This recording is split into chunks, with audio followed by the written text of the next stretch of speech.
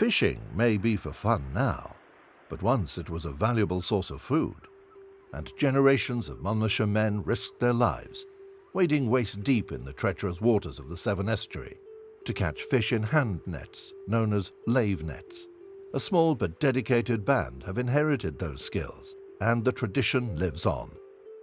Lave net fishing on the Severn estuary dates back to the 1600s. It's certainly recorded in J. Geraint Jenkins' book, Nets and Coracles.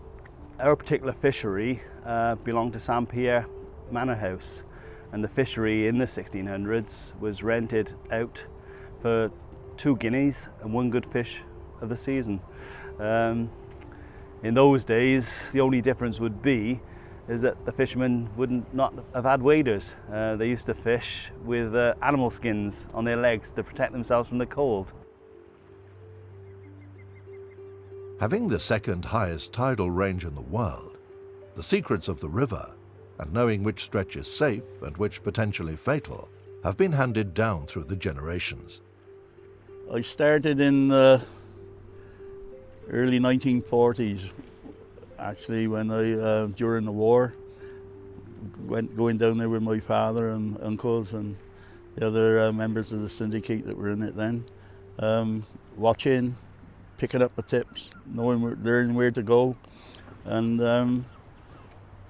over the years I've became pretty proficient at it, and go out with every confidence. I'm going to come back, no problems. We've got names for spots within the fishing area that do not appear on any maps. These are names that have been passed down through the generations. So if fishermen years ago were talking to each other, they could talk in public and nobody else would know what they were talking about. Quite sort of unusual names. The Marl, the Grandstand, Monkey Tump, Luby, Black Bedouins, the Guts. The Lave net has not changed in design over hundreds of years. We make the nets out of locally harvested wood. We hand knit the nets ourselves. Luckily the skill to do this has not been lost. One of the older fishermen still remembered how to knit a net, and we take great pride in knitting our own nets. There's 2 options open to us when we go lave net fishing. Depending on the height of the tide and the wind direction and the wind strength, we can either walk out to the fishing grounds or we can take the boat. You've got to be very, very careful because you can get swept off your feet quite easily. It's absolutely treacherous. We know exactly where we can walk and where we can't walk.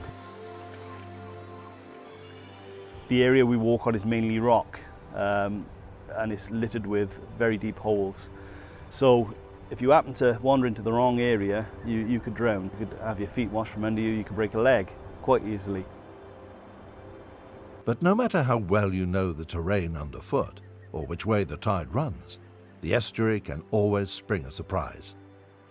There was 5 of us down the hole fishing, and all of a sudden up comes the old chap next to me, says, "Bob, I think I've got a big one." Picks his net up. I could see he had a big one then by the tail of the fish in the net. Well, it was just over 57 pounds, the size of the fish. And actually, I couldn't span the tail with my 2 hands. Like the base of the tail, I couldn't span it with my 2 hands. The fingers wouldn't meet. And we couldn't let that one go back in the water. And when it's safe, they welcome visitors to come and watch them, custodians of a tradition that goes back down the centuries and seems secure for the future. We're very proud of the fishing and our traditions, our Welsh traditions.